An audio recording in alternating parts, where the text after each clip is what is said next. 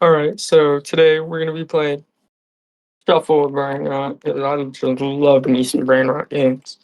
You know, let's get into it. Wait, what? I think I see something. What's that? What?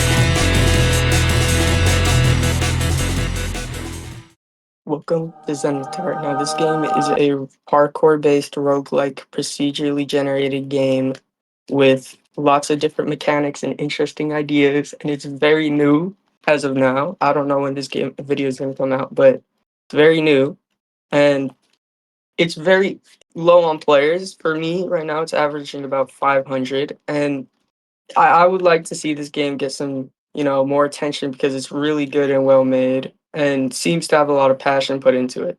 Now, I'm going to introduce you to this game's different mechanics, starting with the triangles.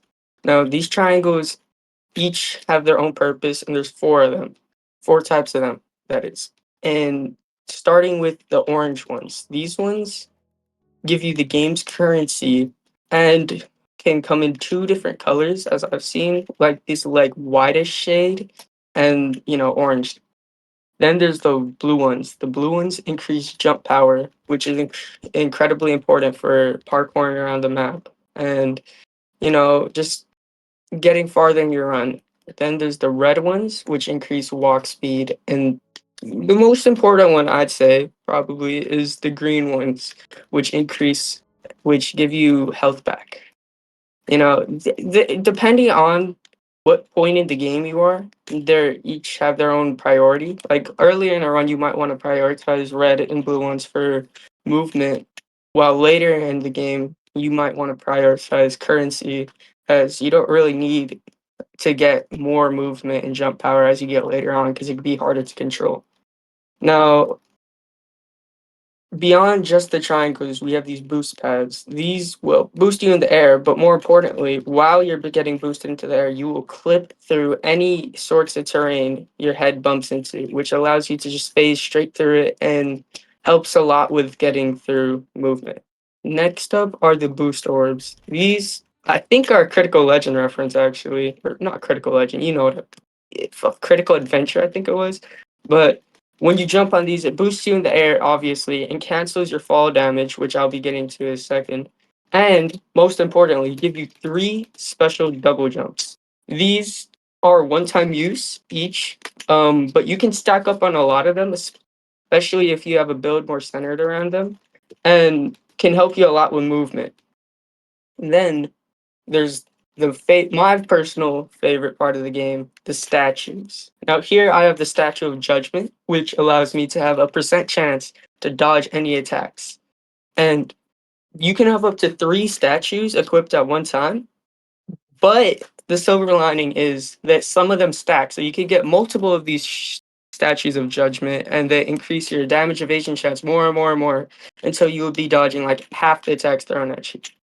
The statues are very important, and there's a total of 37 of these statues in the game, and each can have their own unique effects, and you can make a build very easily with them, which is very cool, honestly. And now I'm going to be talking about fall damage. Now, how this game handles fall damage isn't actually based on velocity or, you know, as most games would have it, where when you're falling, it's just like if the faster you're moving, the harder you hit the ground. In this game, it's based on how long you have been falling for and how far you fall down. So even if you are moving slow, you use some sort of a method to slow yourself down, you'll still take the same amount of fall damage as you normally would from falling if you fall from like fucking forever up, bro. Like I don't know what to tell you. So what you can do is you can cancel fall damage with certain abilities or by hitting boosters or climbing on doing a ladder clutch, climb on a little ladder. Next up, we have the most important part of this game, the main danger. We have the abnormalities or, enemies, whatever you want to call them. And there is a grand total of 31 in this game, ranging from this area of easier ones to this area of harder ones, and then the red area with even harder ones, and then the final area with the pink ones. And there's this one, but I haven't seen that one yet, so I don't know. But honestly speaking, they're really interesting. Like one of my personal favorites you can see here is um the button. Now this thing is annoying as what it does is it follows you around and it will make a sound cue when you leave it alone for long enough, which will start damaging you over time. So you have to look back and click. And when you're getting followed by like 18 abnormalities all trying to kill you, it can get a little hectic and it can be hard to click on, but that's kind of what makes it fun. All right, so now I'm going to be talking about the classes. This game has a lot of classes to offer and even secret classes, which you can unlock through special means, like the statue class here, which you unlock through using the the statue of the statue of death while having 0 statues equipped, and it gives you this class, which is I don't know, it's not that good, but we're gonna get in focus on shifter here. Now, this class is it's a very early class to get, and it's pretty fun, honestly. It's very cool because you can cancel fall damage due to it getting rid of all momentum after using ability. It's very spammable, so fall damage isn't really all that apparent, and you get a lot of good movement here. It's very, very useful. And as move around, but more importantly, we're gonna get on to a game with my favorite class so far, the warrior class. Now, this class is a whole lot of fun, honestly. You get 2 abilities. Firstly, swing, which you're on the ground. It doesn't really do anything. You kind of just swing your sword. It can't kill anything, don't worry about that. But if you're in the air, it swings you in the direction you're looking, as well as having an interesting mechanic where if you're looking down when you swing, you actually bounce yourself. Next, we have the fun part of this, the shield. This ability is fucking fantastic. When you use it, holding it will give you damage reduction. But more importantly, in the first, I think, second or so of using the ability, you will have iframes, and anything that hits you will parry them, which will then reset the cooldown of shields, so you can hit consecutive parries over and over again.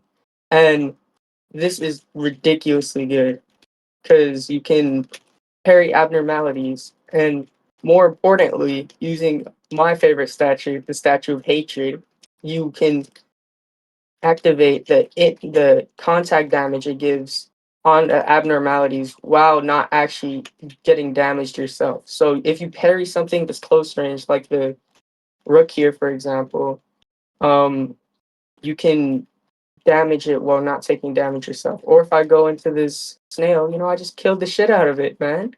Pretty cool. And then my one of the coolest things you can actually do with this ability, I found it out of complete accident. You can parry fall damage. Now you may think, "Hey, that's fucking ridiculous. There's no way you can actually do that." Guess what? You can. It's fucking cool. Like look at that, just parry fall damage. And all around, this class is very good in movement with access to canceling fall damage as well as having swing for good mobility. And using the shield, you can have very good synergy with a build centered around the Statue of Hatred and just tanking hits, parrying hits, and just taking out a bunch of enemies.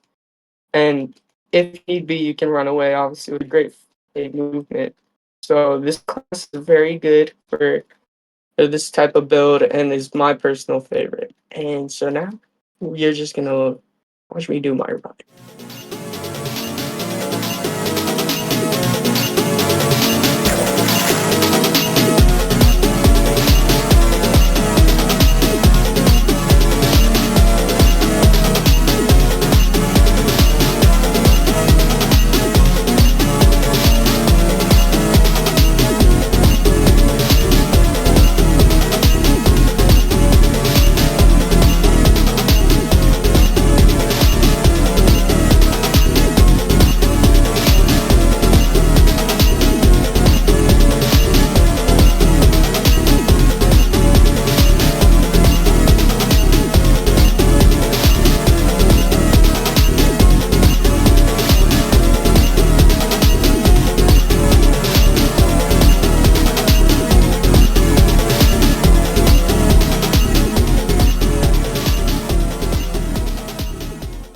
Now, a funny thing you can actually do with the warrior class and any class of horizontal mobilities, you can make use of the statue of the world's ability to lower your cooldowns to spam your horizontal movement ability over and over again to effectively fly.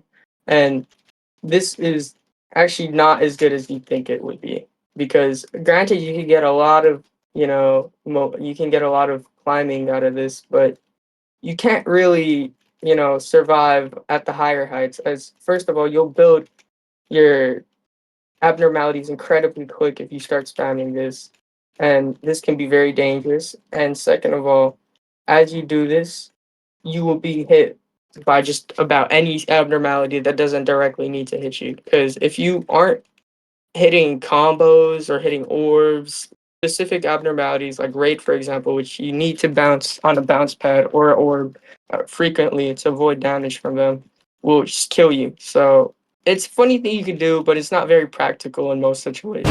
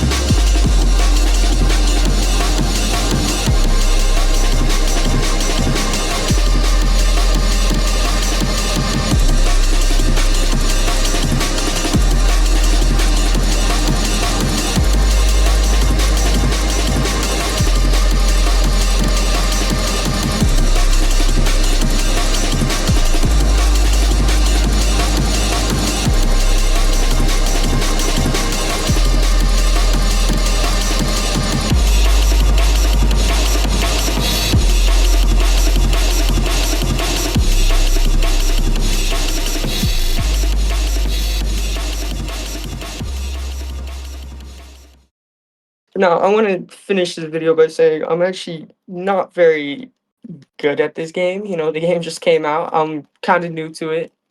I haven't really seen what other people are capable of. I assume there's some, crazy people out there, as all games are, that are just ridiculously good at it. And honestly, it's very fun. And I want to see more players on this game. I want to see more content. You know, this game's just great, and I have a feeling it's gonna be it's gonna be a mainstay. You know, I have a feeling this game's gonna, unless the creators happen to be pedophiles, which would be a massive, that would kind of fucking suck. But let's just hope that doesn't happen.